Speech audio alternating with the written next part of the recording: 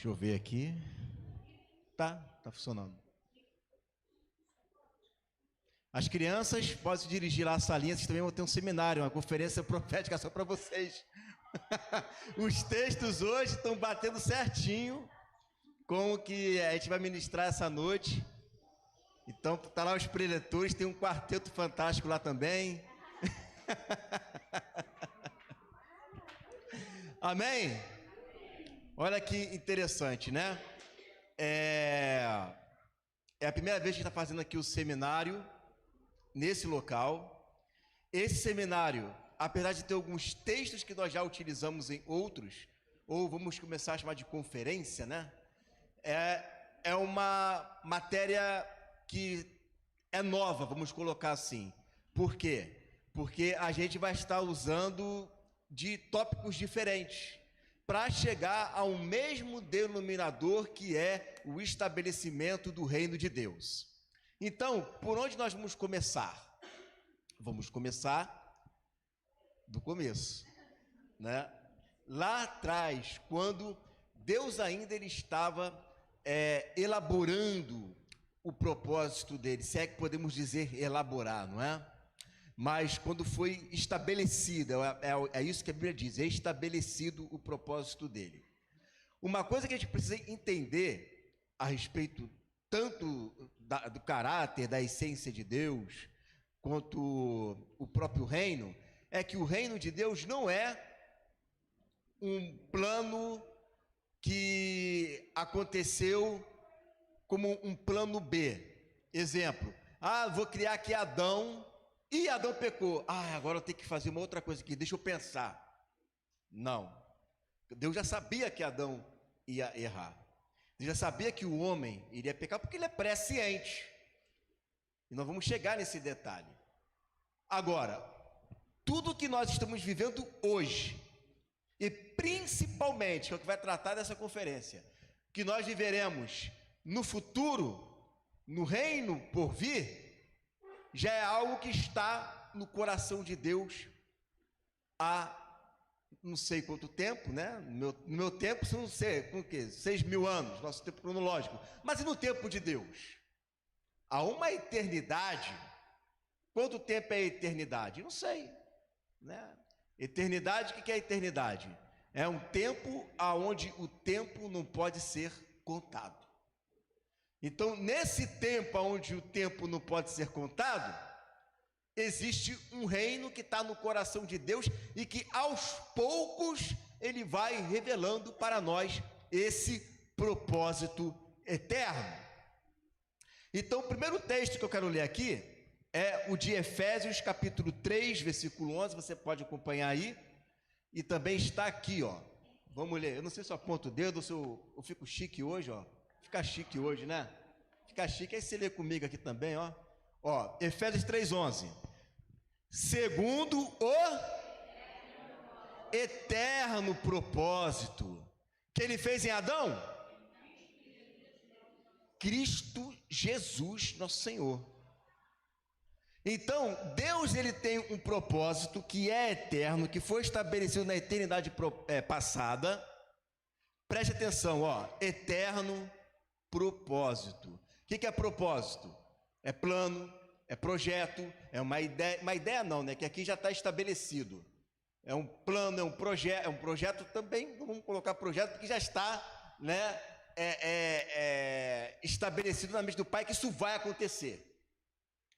Então, esse propósito aqui, esse plano, ele foi colocado nos projetos, aí sim, na eternidade passada, e você vai ver quando que Deus começou a executar esse propósito.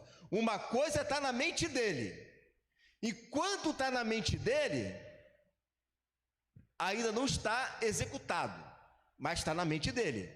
E quando que foi para a mente dele? Na eternidade passada, quando não tinha sido criado nada. Quando ele começou a criar as coisas, é que ele começou então a pôr o seu propósito em andamento. Mas tudo isso já foi feito em Cristo Jesus, o que significa que Deus já sabia que Adão ia errar. O que significa que Deus já sabia que Israel não iria receber Jesus como seu Messias. Então o propósito foi estabelecido em nenhum homem aqui da terra mortal, mas foi estabelecido em Jesus. Até aqui tudo bem?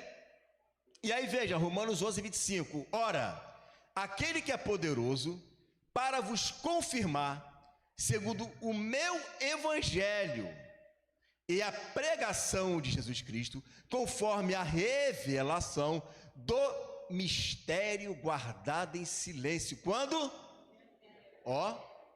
Nos tempos eternos.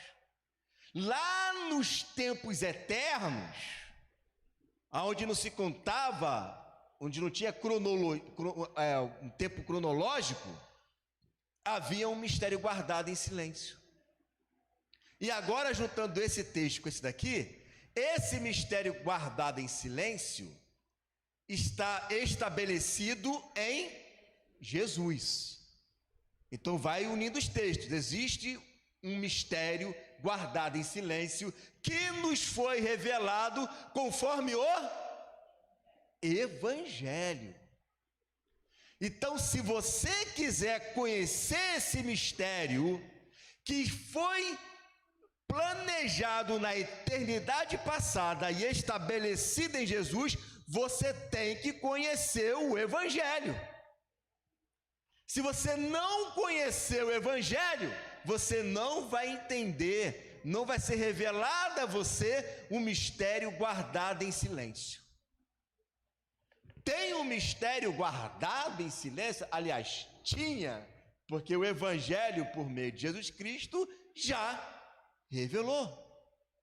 Mas quem não conhece este Evangelho do reino, esse mistério ainda está guardado em silêncio.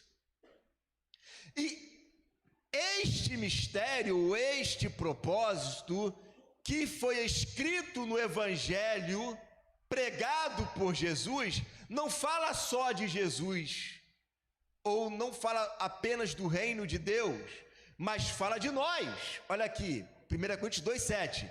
Mas falamos a sabedoria de Deus, oculta em mistério, a qual Deus ordenou antes dos séculos, ou seja, antes que o tempo fosse contado, na eternidade passada. Para o quê? Está falando então a respeito de nós. Então esse Evangelho, esse mistério, esse propósito, essa sabedoria não fala apenas de Jesus, não fala apenas deste reino, porque o Evangelho é o Evangelho do reino, mas também fala de nós, fala de mim, fala de você. Não está restrito apenas em Jesus e não apenas na pregação do Evangelho, mas está falando também do propósito que Deus estabeleceu em Jesus e que Ele quer de cada um de nós. Amém? Então vamos lá, vamos continuar. Efésios 3:9. E manifestar qual seja a dispensação do mistério, desde os séculos, oculto em Deus, que criou todas as coisas. Então, existe um tempo adequado, e esse tempo já chegou, para que esse mistério fosse manifestado em uma dispensação. No Antigo Testamento, esse mistério não era revelado, ele era pregado. Claro que os judeus também, eles não eram cegos, eles sabiam que veria o Messias, eles queriam a restauração da terra deles, porque isso os profetas falaram. Só que não é só a letra, não é só o que está ali. O mistério está muito mais além daquilo que apenas os olhos veem na letra. Ela está na profundidade da revelação do Espírito. Uma coisa é você ler o que está escrito, a outra coisa é o Espírito te revelar o que está por trás daquele texto. Por isso que é o mistério que estava guardado em oculto, Por isso que ele foi revelado numa certa dispensação. Por isso que ele só é entendido por meio de uma sabedoria. Não é teologia, não é cursos, né, bíblicos, é a revelação do Espírito. Nem aqui, se eu falar e o Espírito não te revelar, não vai adiantar nada. Porque isso aqui é uma sabedoria de mistérios. Não mistérios, né, de culto de mistério, mas mistérios que vêm do alto, a sabedoria de Deus. Colossenses 1:26. O mistério que estivera oculto dos séculos e das gerações, agora, todavia, se manifestou aos seus santos. Então, até então, esse mistério ninguém sabia. Esse mistério, ele estava escondido. Esse mistério, ele não estava como está lá em Apocalipse, né? Como o livrinho ali atado no selo. Era um mistério que os profetas, apesar de profetizarem, eles não tinham entendimento completo das coisas. A prova disso está lá em Daniel. Daniel, quando o anjo vai revelar para ele, né, o entendimento das 70 semanas, eu vou te revelar, Daniel. Ai, que bom, graças a Deus, me revela. E sai de lá pior do que antes, não entendeu nada. Agora não entendi, mas não entendeu nada. Não está entendendo por quê? Porque não era o tempo, existe uma dispensação para entender. Daniel orou, jejuou, buscou, aí o anjo veio: Daniel, você é muito amado, eu vou te revelar o teu sonho. Graças a Deus, agora vai revelar, vai complicar mais ainda, ele não consegue entender bulhufa do que ele está falando ali. Mas aí o anjo falou: não é para o seu tempo, isso aqui é para muitos tempos, muitos anos, para o tempo do fim. É lá para o final que as pessoas vão entender. Não é para você, você vai, dorme, ou seja, você vai morrer, aí quando você ressuscitar, aí você vai receber posse da sua herança. Isso está lá em Daniel capítulo 12. Mas o importante é que você entenda que Deus veio pavimentando por meio dos profetas um caminho que só a geração a partir de Jesus, por meio dessa manifestação, iria entender plenamente. Então, o que a gente entende? Que o Evangelho, o Novo Testamento, ele não é sozinho, porque ele está iluminando o Antigo Testamento. Porque está lá. Se foi revelado e estava oculto, então significa que o Evangelho está anunciado nos profetas. Se eu apenas fico só ali de Jesus para frente, eu não vou conhecer o Evangelho de verdade. Eu vou conhecer Jesus, vou saber que eu preciso me arrepender, eu vou saber que eu preciso estar me santificando. Tudo bem, isso aí faz parte e nunca deve deixar de ser pregado, porque afinal de contas, sem santificação ninguém verá Deus. Agora, existe mais do que isso, muito mais.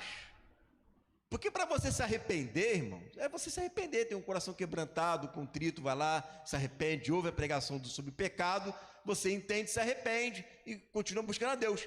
Não precisa ser sábio para isso.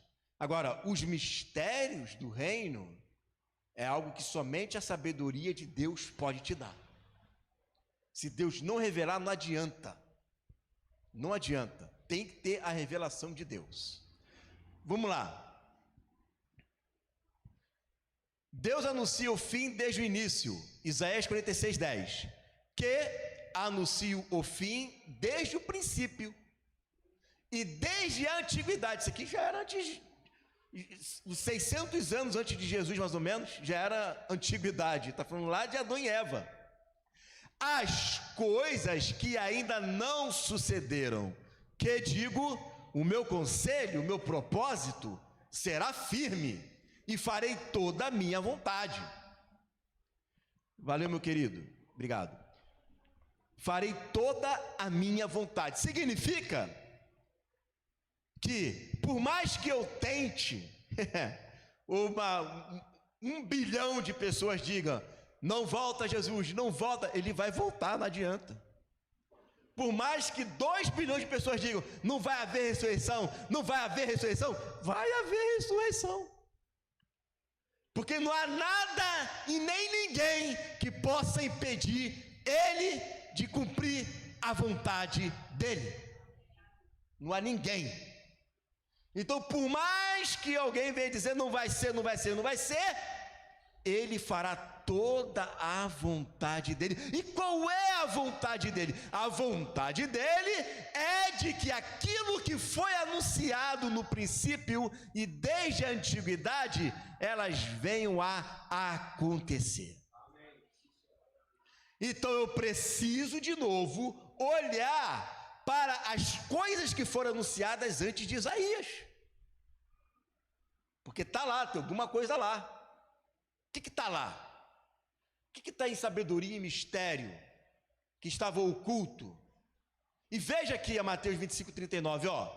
Então, dirá o rei aos que estiverem à sua direita: vinde, benditos de meu Pai, e possuí por herança o reino que vos está o quê? Desde quando? Um reino preparado desde a fundação do mundo? Como assim? Como assim um reino preparado desde a fundação do mundo? Jesus nem estava lá. Como é que... O propósito foi estabelecido em Jesus. Jesus não havia sido encarnado, como é que estava preparado desde a fundação do mundo? Porque um reino, o protótipo do reino, não é depois da queda. O protótipo do reino é antes da queda. Isso é o reino de Deus. O reino de Deus é antes da queda. E se já estava preparado desde a fundação do mundo, significa que eu tenho que olhar para a fundação do mundo e ver o reino de Deus ali. Se eu quero entender um pouco mais sobre o reino de Deus, coisas que foram anunciadas lá no princípio, eu tenho que então olhar a preparação do mundo e olhar a fundação do mundo, porque quando eu foco os meus olhos para lá no princípio, aonde ele anunciou as coisas que ainda não tinham acontecido, e o reino está preparado desde a fundação do mundo, então eu tenho que olhar para a fundação do mundo para eu enxergar o reino de Deus. Correto? Vamos ver então? Hebreus 4:3. Nós, porém, que cremos, entramos no descanso, que é o descanso espiritual, conforme Deus tem dito assim, jurei na minha ira, não entrarão no meu descanso, embora certamente as obras estivessem concluídas desde ali só estava começando, como é que concluiu? Ali é princípio, não é Apocalipse. Apocalipse que conclui, não é? Mas ele está falando que lá na fundação do mundo, o propósito, o reino, já tinha sido estabelecido. Como assim foi estabelecido? Como que foi estabelecido ali? Como que foi concluído ali? Certamente concluiu. Certamente concluiu. Então a gente precisa ver ali no princípio as coisas que ainda iriam suceder no futuro. Vamos lá. Isaías 45, 18. Porque assim diz o Senhor, que criou os céus, o Deus que formou a terra, que a fez e a estabeleceu, que não a criou para ser mas para ser, eu sou o Senhor e não há outro. Então, quando Deus está criando a terra, Ele está criando a terra para qual é o propósito? É que ela vire um caos? Mas é para que ela ficasse o quê? Bom, então se Deus tem um propósito que está anunciado lá no início, lá no princípio, um mistério guardado, oculto, e Jesus falou que o reino está preparado desde a fundação do mundo, e certamente as coisas foram concluídas lá na fundação do mundo. A terra faz parte desse propósito, porque ele não criou para ser um caos. E a Bíblia fala em Eclesiastes 1:3 que geração vai, geração vem, mas a terra permanece para sempre. Então aqui a gente já está vendo uma coisa que, se o homem não peca, o que iria acontecer? Se o homem não peca, o que acontecia na virada do dia lá? Deus ia visitar o homem. E o que Deus tinha ordenado para o homem? Multiplicar e encher a terra. Se o homem não peca, o que ia acontecer? O homem iria encher a terra. E Deus ia deixar de visitar o homem e iria o quê? Habitar com os homens, porque em alguma parte do planeta seria a virada do dia. Então ele estaria sempre em comunicação com o homem na terra. Eu já estou vendo mais ou menos a cena se repetindo no Apocalipse capítulo 21, mas não vou falar sobre isso não. Já está profetizado por Isaías. Olha só, as eras estabelecidas.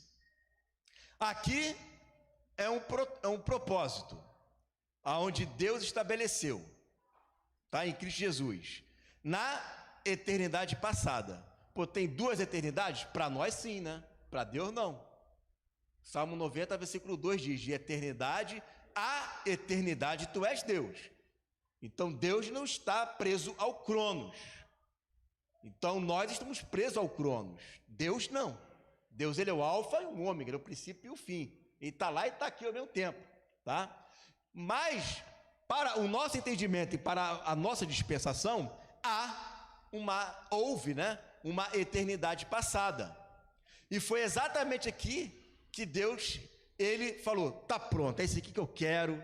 Eu amo o que eu faço, tudo que eu faço é bom. É verdade, né? Diz o texto lá em Gênesis que tudo que Deus fez, ele viu que era bom, é ele que está fazendo. Tem que ser bom mesmo. Aí, ó, quando ele fala assim, ó, haja luz, que ele verbaliza, o que sai de Deus ali? O verbo de Deus que estava nele. O verbo de Deus estava contido em Deus. E quando ele verbaliza, o verbo então se manifesta. Porque quem é que criou todas as coisas? Deus, por intermédio de Jesus. Por isso que Jesus também é chamado de Criador. No princípio, aliás, como é que fala em João capítulo 1? No princípio era o verbo, e o verbo estava com Deus, e o verbo era Deus. Então o verbo estava, ele estava lá. Deus é como se tivesse, não sei, nunca vi Deus, mas está lá. E em um determinado momento, o filho é gerado. No momento em que Deus fala, haja luz. É hebraico, né? É hebraico, né? Que deve ter falado, que é hebraico. Né? Quando ele falou, haja luz, o filho que estava no pai se manifesta pela primeira vez ali. E passa a criar tudo por meio do Espírito. Claro, né? O poder de Deus. E aí veja, a partir daqui começa a contagem de tempo. Primeiro dia, primeira semana, primeiro mês, primeiro ano, primeiro século, primeiro milênio, e vai até os milênios seguintes. Quando você chega aqui no primeiro dia que há uma separação de luz e trevas, inclusive quando diz lá, porque no princípio criou Deus os céus e a terra, a palavra ali no hebraico, ela leva a entender também ali, pode ser traduzida como pelo princípio. Pelo princípio. Quem é o princípio da criação de Deus? Jesus. Pelo verbo, pelo filho, criou Deus os céus e a terra. O Bereshit, início, né? No princípio, cabeça, príncipe, como é que é? Arque, né? Cabeça. Então vamos lá. No primeiro dia, Deus criou a luz e separou da escuridão. No segundo dia, Deus criou o firmamento e separou as águas, né? Tá vendo aqui? No terceiro dia, Deus reuniu as águas e fez surgir a terra seca, os mares e as plantas. No quarto dia, Deus criou os astros para iluminar o dia e a noite para marcar as estações, os tempos determinados. No quinto dia, Deus criou os seres vivos que vivem nas águas, as aves que voam. No sexto dia, Deus criou os animais terrestres e o ser humano, e a sua imagem e semelhança. E no sétimo dia, isso aí todo mundo sabe, né? Já até fala junto, no sétimo dia ele descansou, já fala até junto, né? Isso aqui é o resumo dos 7 dias da criação. Será que a gente tem algumas coisas para aprender com isso aqui? Porque os profetas falam que lá no início que está o fim. Então, será que aqui fala o processo? Aqui tem o processo de tudo? Vamos ver então, vamos lá. Olha o que diz 2 Pedro 3,8. Há, todavia, uma coisa, amados, que não deveis esquecer, que para o Senhor, um dia é como e 1000 anos. Ele está citando o Salmo 90, versículo 4. Pois 1000 anos aos teus olhos são como o dia de ontem que se foi e como a vigília da noite. Um piscar de olhos ali, né? Já pensou? 1000 anos, 2000, 3000, 4000. Piscando os olhos, está passando um milênio. Porque Deus está acima de tudo isso. Mas o importante, veja só, que ele está dizendo o seguinte: um dia, qual um dia? Um dia de 24 horas, correto? Um dia é como 1000 anos. E 1000 anos é como um dia. Significa que eu tenho que olhar, isso aqui é um olhar profético, tá? Isso aqui é profético. Eu tenho que olhar profeticamente para os dias e converter ela em 1000. Entenderam? 1000 o quê? É um milênio.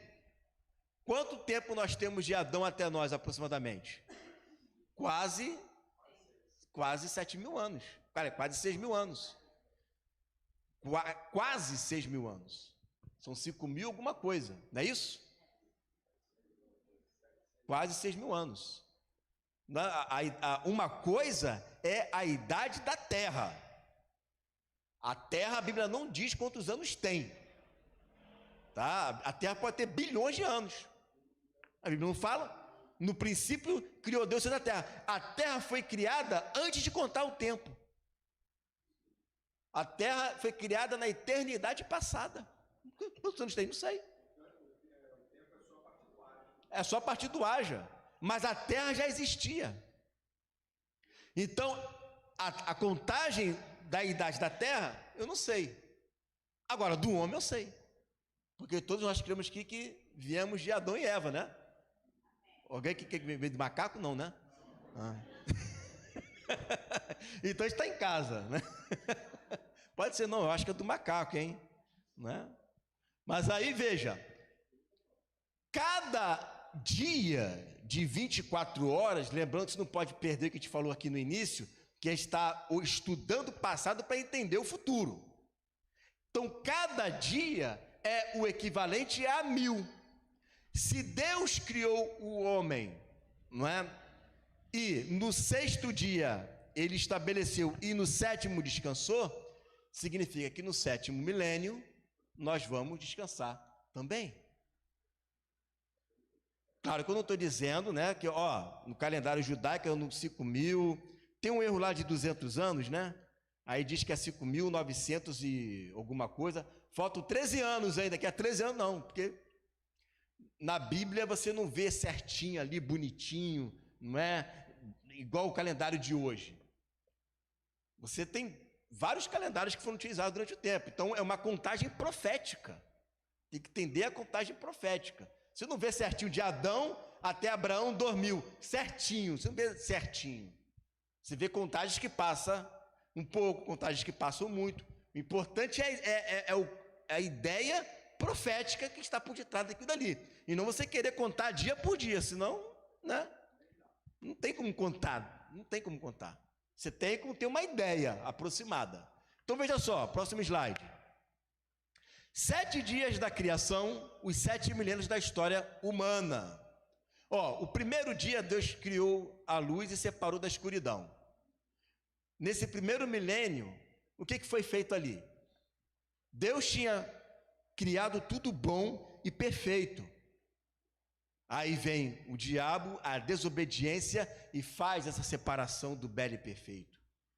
Está lá Abel, e diz a Bíblia que houve o derramamento de sangue na fundação do mundo. Significa que Caim matou Abel, e claro, né? Claro que significa isso, bem no início de tudo. O primeiro homicídio, separação mesmo, agora a morte literal, não mais uma morte também espiritual como a de Adão. Então, no primeiro milênio, já tem o bem e o mal estabelecido ali. Já tem a serpente, já tem os filhos de Deus, já tem uma guerra, um lutando contra o outro, falando que no final vai se pisar sobre a cabeça de Satanás. Já está estabelecendo ali uma história entre o bem e o mal. É a separação de luz e trevas. No segundo dia, Deus cria as águas. E o que acontece no segundo milênio? O dilúvio. Deus anunciando que, através do juízo, ele iria limpar a terra. No terceiro milênio, terras e frutos. E aqui nós vemos o quê? Deus estabelecendo a nação de Israel no terceiro milênio, que é comparada a frutos, a oliveira, a videira, a diversos frutos. E Israel trabalha muito com fruto, com fruta, inclusive tabernáculo, tudo. Todas as festas, tabernáculos, Pentecoste, tudo tem planta, árvore, tudo. Deus está estabelecendo aqui a nação de Israel no terceiro milênio. No quarto milênio, Deus cria o sol, Deus cria a lua, e vem Jesus como a luz do mundo para iluminar a terra. O quarto milênio é exatamente o quarto milênio aonde vem Jesus e faz uma outra separação de trevas e luz. O texto de João diz que aqueles que habitavam em trevas viu grande luz. E viram grande luz por quê? Porque ele é o sol que ilumina, a estrela da manhã. E as estrelas foram estabelecidas aqui no quarto dia. No quinto milênio, nós vemos aqui os peixes, os animais marinhos, no quinto dia. E o que nós temos aqui? A grande missão cristã sendo pregado, né, em todo o tempo. Tem apostasia, mas deixa isso para a próxima aula. Mas o importante é você saber que a igreja ela cresceu em diversos continentes. Muitas pessoas conheceram Jesus nesse momento, se tornaram pescadores de homens. E nós temos o sexto dia. No sexto dia é o número de homem. E quem vai aparecer no sexto dia? O 666, o anticristo. É ele que aparece no sexto dia. E tem toda uma aula sobre o sexto dia, que vai falar sobre o estabelecimento da besta, da marca da besta, a recapitulação de todos os milênios na figura do anticristo. Por isso que diz que é número de homem. Por que é número de homem? Porque o homem foi criado no sexto dia. E nós temos o dia de descanso, que é o sétimo dia, que aponta para o milênio. Interessante que se você for olhar, e você for ler com cuidado, do primeiro ao sexto dia, diz assim, e foi tarde amanhã, primeiro dia, e foi tarde amanhã, segundo dia, e foi tarde amanhã, terceiro dia. Você não vê escrito isso no sétimo dia. No sétimo dia não tem tarde amanhã, sétimo dia, porque o sétimo dia é luz, é dia o tempo todo, porque é o reino de Deus estabelecido na terra. Não tem mais trevas, é luz, é o reino de justiça, paz e alegria. Você está vendo Deus anunciando o fim desde o início? Quem já tinha ouvido sobre isso aqui? Só vocês? Caramba! Caramba! Vamos lá. Olha aqui, ó. 6.000 anos preparando o homem para o sétimo dia. 6 dias da criação, vezes 24 horas, 144. Mas você se lembra que cada dia é como 1.000 anos? 6 milênios vezes 24 dá 144 mil. Você já viu isso em algum lugar? Quem já viu isso em algum lugar? Eu já ouvi isso em algum lugar, estou lembrando aqui. O povo de Israel ficou 40 anos no deserto. O calendário dele é diferente do nosso, não é 365, é 360. 40 vezes 360. Esse número aqui me lembra um outro número, hein? Por que será que está isso assim desse jeito? É coincidência? Não, é muita coincidência para ser coincidência. Não. Então o que nós aprendemos aqui com esses números? Que durante 6 dias Deus está, ou 6 milênios, preparando a igreja para entrar no sétimo dia. São 6 milênios, são 40 anos no deserto para entrar na terra prometida. Por isso que os 144 mil aparecem só em Apocalipse, que já estão prontos para serem arrebatados e tomar posse do reino de Deus. Os 144 mil aponta para os filhos de Israel, nós, a igreja, os judeus, todo mundo juntos, que lembra o tempo de preparação do governo de Deus. Por isso que é 12, 12, 12, 12, porque é o número de governo. Deus está preparando a igreja, os filhos de Deus, os 144 mil, para quando chegar nessa plenitude de número, significa que ela está preparada para reinar. Não. É um número simbólico, é 12, 12, 12. Por isso que eu falei, igreja, judeus e gentios, nós preparando 6.000 anos. Não é um número fechado. Se for um número fechado, você disputa na porrinha aí, na lotagem, que uma vaga é minha, né? Uma vaga é minha, você disputa aí, né? Mas é um número simbólico. Tá, isso aqui é simbólico, gente. A gente está mostrando a simbologia dentro dos números. Sim, é o número que aponta para governo. 7 aponta para quê? Para perfeição. 8 para quê? Para eternidade. 12 para quê? Para governo. 12 apóstolos, 12 profetas. 12 é governo. Então 12, 12, 12, 12. Por que é 1.000? Porque está apontando para o quê? O milênio, os 6.000 anos da criação. Aliás, os 6.000 anos da preparação. Porque a criação foram 24 horas. Amém? Deus preparou todo o projeto dele, anunciando desde o princípio. Desde o princípio. Adão ele foi criado no 6º dia, se preparou no 6º dia e entrou no descanso. Logo, nós estamos no 6º dia e estamos nos preparando para também entrar no descanso. Só que nós só vamos entrar no descanso quando a gente estiver a nível de igreja, que eu estou falando, não de 1 ou 2, mas a nível de igreja, totalmente preparado. E quando estivermos prontos, preparados para reinar, o número 12 chegou, 144 mil.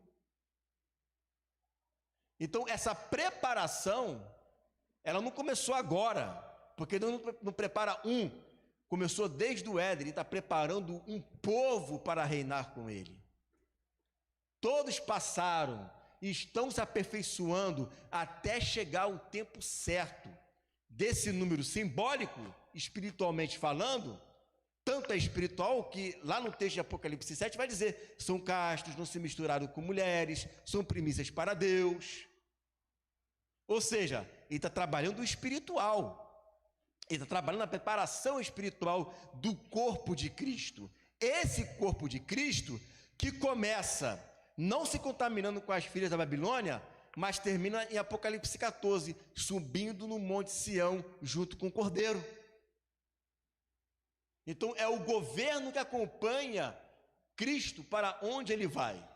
Por isso que diz, Apocalipse 7,4: então ouvi o número dos que foram selados, que era 144 mil, de todas as tribos dos filhos de Israel. Qual é o contexto? O contexto de Apocalipse 7 é que antes de começar a tocar as trombetas na terra, Deus vai selar a igreja para que as trombetas elas não venham a atingir o corpo de Cristo. A ideia é igual ao povo de Israel lá no Egito. O povo de Israel no Egito, as pragas acontecendo lá na cara deles, lá, e eles estão de boa. Na casa dos egípcios não tem água potável, na deles tem. Não tem luz, na deles tem. No outro é cheio de mosca, rã, e na deles a casa está limpa. E é vizinho. O que significa que 1000 cairão ao teu lado, 10.000 à tua direita, mas tu não serás atingido. Praga alguma cairá, alcançará a tua tenda. Praga alguma. Vai cair um monte de praga na terra, mas na tua tenda não vai alcançar. É para isso que eles são selados. Eles são selados porque aquelas pragas que vão cair para os desobedientes, para os que não se arrependem. Para quem se arrepende, vai cair e vai estar protegido. Como que isso vai acontecer? Não sei. Quando a gente chegar lá junto, a gente vê como é que vai ser. Tá? Vamos lá. Então, veja, o mundo atual, ele está assim, o mundo atual. O mundo antigo, antes mesmo do dilúvio, deixa eu ver, isso mesmo, tá certo, né? Quando Adão e Eva, eles não tinham pecado, era para tornar a terra todo um Éden. Conforme eles iriam crescendo, o jardim ia expandindo. Porque lembra quando eles foram expulsos do jardim? Por que eles foram expulsos do jardim? Porque lá para fora não tinha jardim. Significa que eles teriam que expandir esse jardim, fazer da terra o Éden. Por isso que a Bíblia diz que toda a terra será cheia da tua glória, está cheia da glória de Deus. Toda a terra. Quando a Bíblia fala que ele vem como um relâmpago, tem gente que imagina que relâmpago ele vai vir rápido, ninguém vai ver. Pô, já viu relâmpago invisível? Eu nunca vi relâmpago invisível. Já viu relâmpago sem som? Eu nunca vi, só se for de muito longe, né? Você vê a luz assim, mas quem está de perto escuta. Você já viu um relâmpago que vai do Oriente até o Ocidente? O relâmpago chega lá naquela ponta e corta tudo e vai lá na outra ponta. Já viu isso? Qual é a única luz que vai do Oriente até o Ocidente? A luz do Sol. O que Jesus está querendo dizer é o seguinte: olha, a minha vinda será como a luz do sol, ele vai cobrir toda a terra. É isso que ele está dizendo. E todos os olhos o verão. Verão a vinda do Filho do Homem. E a ideia é justamente essa: cobrir a terra da glória de Deus. Aquilo que foi perdido em Adão, nesse Jesus, a qual foi estabelecido o reino, será restaurado. E para melhor, que toda restauração é para melhor. Aí nós temos agora aqui o mundo atual, desde o dilúvio, aonde o mundo jaz do maligno, o diabo está solto, pintando e bordando enquanto pode, pecado na terra, é o mundo que nós estamos vivendo hoje, é o mundo atual. Mas existe um mundo por vir, lembra lá de Hebreus 6, os poderes do mundo vindouro? O mundo por vir, esse mundo por vir aqui é o 7º dia, que a gente vai aprender bastante sobre ele na última aula. Esse 7º dia aqui ainda tem contagem de tempo, ainda tem sol, ainda tem lua, ainda tem dia, ainda tem noite, ainda tem, até morte tem também. Não da igreja, né? Que a igreja está glorificada, você vai aprender isso, calma. Então, quem é que entrou lá? Você vai aprender também, calma. Tá? Mas, aqui no reino milenar, aonde Jesus reina, ainda, apesar de Jesus estar aqui, não é o fim da história. O fim da história, que na verdade não é o fim, é apenas o começo de uma eternidade, é aqui no 4º estado, que é chamado de eterno, que é novo céu e nova terra. Tudo na terra receberá o tudo de Deus. Deus será tudo em todos. O estado eterno. Nós estamos aqui, ó, passamos por aqui, chegamos aqui, já estamos às portas disso aqui. Amém? Estamos chegando, né? Canaã está logo ali. Estamos chegando. Todo esse processo, irmãos, aqui, ó, são os 6 milênios. Esse processo aqui, aonde ele está formando os 144 mil deles.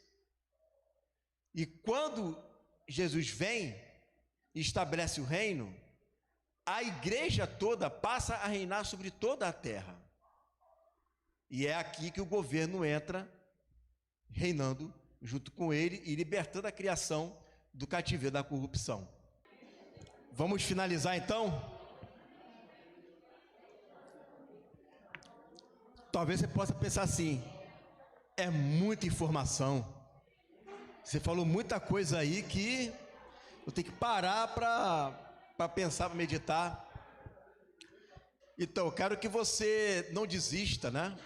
Porque ainda tem mais 4 aulas. E vai ser nesse nível aí, até para cima. Desse nível para cima. Aqui é só a criação, eu já estou trabalhando só a criação. Nem saímos muito disso aqui, não. Nós estamos mostrando para vocês que tem muita coisa na Bíblia que muitas das vezes a gente não se atenta, acha que dali é só a historinha de Adão e Eva. A Deus criou os animaizinhos e tudo bonitinho. Ó, o pessoal aí atrás aí da cozinha. Ó, o pessoal da cozinha. Vamos lá, gente? Ó, eu vou orar, hein? Vou orar. Quando você reparou, quando a gente ora, aí fica todo mundo em silêncio, né? Quando a gente ora. Ó, o paralelo entre o primeiro Adão e o segundo Adão, Cristo. O primeiro Adão, ele veio direto de Deus. Não teve ali ele nasceu da barriga de alguém. Não. Lá em Gênesis fala assim, Abel de Adão e Adão de Deus. Adão de Deus. Isso é muito lindo. Porque Jesus é a mesma coisa. Apesar dele ter nascido de uma barriga de uma mulher, ele saiu de Deus. A Bíblia fala, ele declara, eu saí de Deus. Eu vim de Deus. Eu sou do alto e vocês são daqui de baixo. Eu sou do céu e vocês são da terra. Então ele veio, ele se encarnou. Ele só usou a Eva como um meio para poder se encarnar, diferente de Adão, mas ambos vieram de Deus. O segundo paralelo aqui é que quando Deus ele cria Adão, a terra ela não tinha sido tocada pelo homem. Nenhum homem foi lá, lavrou a terra, o que significa que aquela terra é terra virgem. Era uma terra virgem. E Adão saiu de uma terra virgem. E Jesus a mesma coisa. Jesus também saiu de uma virgem. Adão de Deus, Jesus de Deus. Adão de uma terra virgem, Jesus de uma mulher virgem. O terceiro paralelo é que Adão, ele caiu num pesado sono. E Jesus também caiu num pesado sono. Jesus morreu. Ele ficou 3 dias e 3 noites nesse pesado sono. O mesmo paralelo de Adão. A diferença é que Adão não morreu, mas ele caiu nesse pesado sono. E Jesus também. Tanto é que fala quando a pessoa morre, que ela diz, ela dormiu. Tá? Eu sei que a gente sabe que no mundo dos mortos as pessoas estão conscientes, mas dentro aqui, aliás, dentro não, né? Aqui em cima, né, da terra, quem está aqui, a pessoa, ela está dormindo. E aqui o que acontece? O primeiro Adão foi tirado aqui da costela dele, né? Ou seja, ele foi ferido, melhor dizendo, né? Ele foi ferido do lado. E Jesus foi ferido do lado? Foi. O que saiu ali de Jesus? Água e sangue. O que água e sangue formam, irmãos? A igreja. A igreja é lavada, preparada pela água. E o que purifica a igreja, o que faz a igreja ter o perdão dos pecados? O sangue. O sangue perdoa o pecado e nos leva a Deus. E a água aperfeiçoa a igreja, lava a igreja. Está lá em Efésios 5:26. Para apresentar, lavando com água, pela palavra. Para apresentar, o contexto ali é casamento. Assim mesmo, uma igreja santa, gloriosa, sem ruga, sem mácula, porém sem defeito, irrepreensível.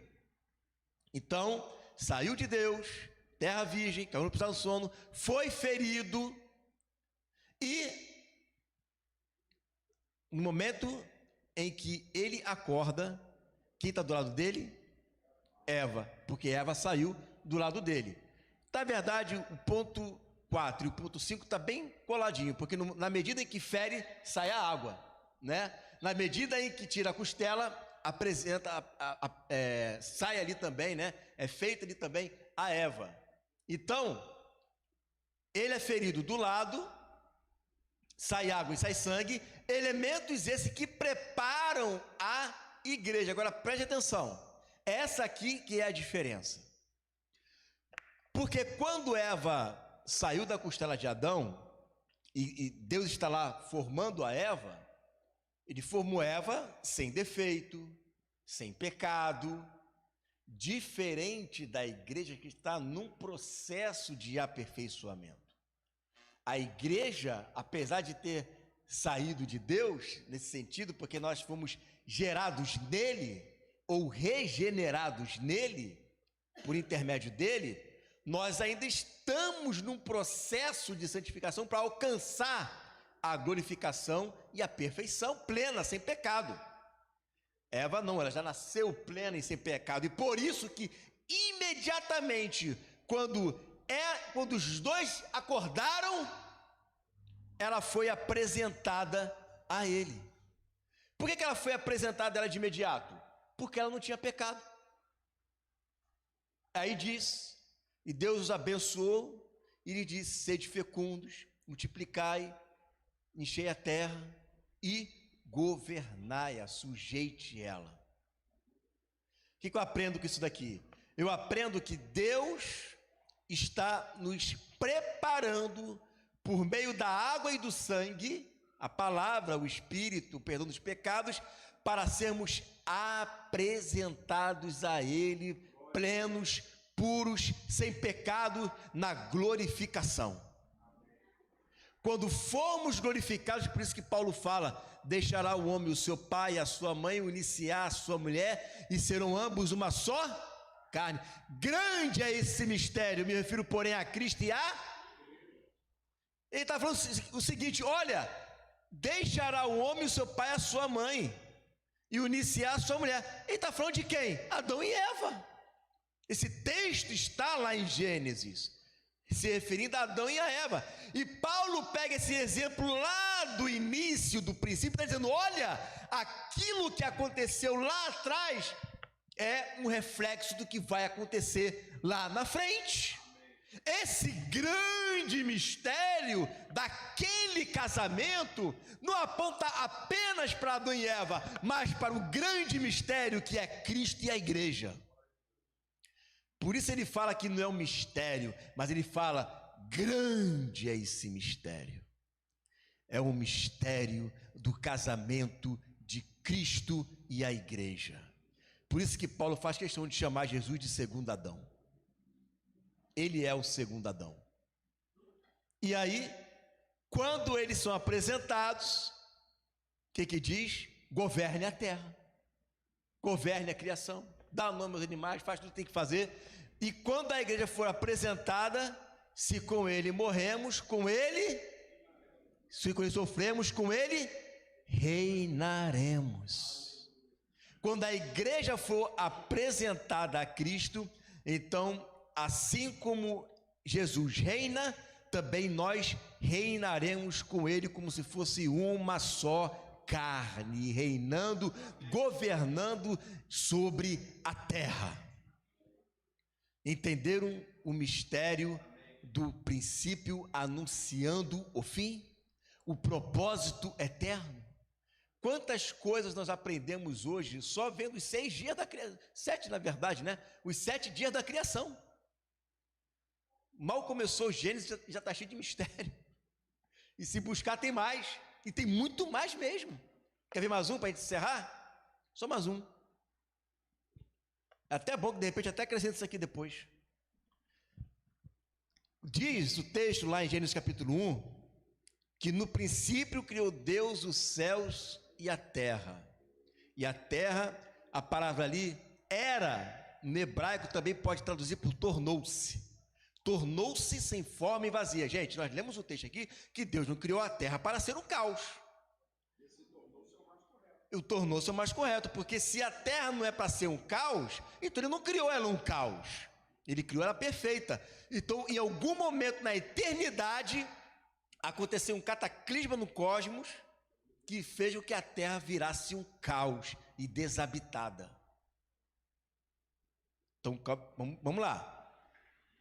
No princípio criou Deus dos céus e a terra, e a terra Deus não criou ela um caos, porque não foi esse o propósito. Eu não criei ela para ser um caos, para que ela fosse habitada. Então, Deus tinha criado a terra com um propósito de colocar nela habitantes, com um propósito de colocar nela pessoas para reinarem com ele. Mas aconteceu alguma coisa que tornou ela um caos. E aí Deus então começa a fazer o seu projeto que já aprendemos aqui essa noite. Haja luz e houve luz, primeiro dia, segundo, terceiro, quarto dia. No quarto dia, Deus ele faz uma coisa. Ele vai fazer os luminares, e diz o texto que ele cria uma coisa chamada firmamento. E esse firmamento faz separação das águas de cima e das águas de baixo. E no meio do firmamento tem as estrelas. Pô, mas então, se não tinha firmamento, mas tinha terra, e esse firmamento separa aqui a terra do céu, céu propriamente dito, onde está Deus, o que você imagina que tinha aqui na terra antes desse cataclisma? A terra e o céu era uma coisa só. Não havia separação. A separação veio por causa do diabo, que criou esse cataclisma. E que Deus, então, ele começou a planejar aqui na terra um plano aonde ele passava a visitar para depois voltar a habitar. Porque o propósito dele sempre foi habitar aqui na terra com os homens. Então, esse firmamento que hoje existe, para fazer separação, e no meio tem as estrelas, na eternidade, o que desce do céu? Uma cidade, a Nova Jerusalém, e com ela quem está nele? Deus. está na cidade e Deus passa a habitar com os homens. E como diz lá em Efésios ou em Filipenses, não me lembro, diz que todo céu e toda terra vai convergir, ou seja, aquilo que foi perdido por causa do diabo, Deus em Cristo restaura céus e terra, e as duas coisas se tornam uma só. Você não sabe onde começa a terra e onde começa o céu. As duas coisas são novas, céu e terra juntos. Então, se você quer entender o fim, vamos ter que estudar o início. Amém? Acho que temos aqui uns 5 minutinhos. Se alguém tem alguma pergunta para fazer? Assim, da cara, assim também, né? Pô, um papelzinho pelo menos, né? Para botar discretamente ali, né? Assim, desse jeito. Mas se tiver, pode levantar a mão. Sim? Não? Ó, vou dar 2 segundos. Acabou. Quer fazer? Não? Não. Ele tá ali formulando o que vai perguntar. Aí no final, quando a gente encerrar, ele vai... Pastor Igor? Uma pergunta.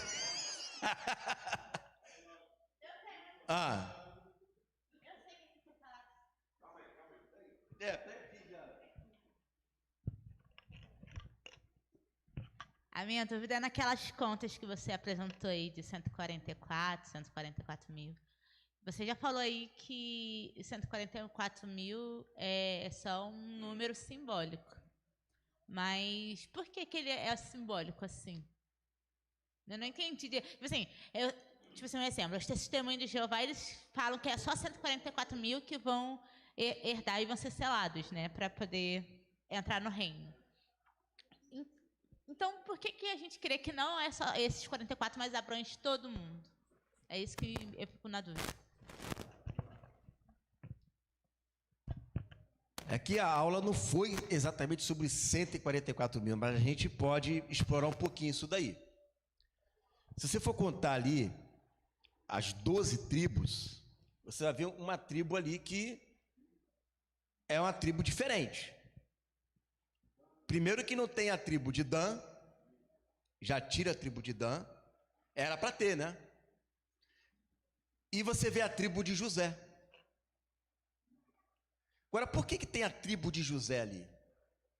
Se você for ver em Ezequiel no capítulo 37, você vai olhar ali que aquele texto se refere à igreja, porque está falando da ressurreição dos mortos na vinda dele, então é a igreja. Vai falar ali de 2 povos, o povo do norte e o povo do sul, que ele chama de 2 casas. Essas 2 casas diz que eles são chamados de efraimitas, tribo de Efraim. Por quê? Vamos lá. Efraim, filho de José. E diz o texto que Efraim é a vara de José. Ou seja, você olha para Efraim, você olha para José, você olha para José, você olha para Efraim. Quando você vai ver a bênção de Jacó para Efraim, lá em Gênesis 48, ele vai dar bênção para várias pessoas ali. Quando chega Efraim, ele fala: Efraim, você será uma multidão de nações. Você é multidão de nações. As outras tribos é tribo mesmo, mas você é multidão. Quando a gente vê as promessas que Deus faz para Abraão, fica restrito apenas para o povo de Israel? Quem é a descendência de Abraão? Somos nós, pela fé, que é uma multidão incontável.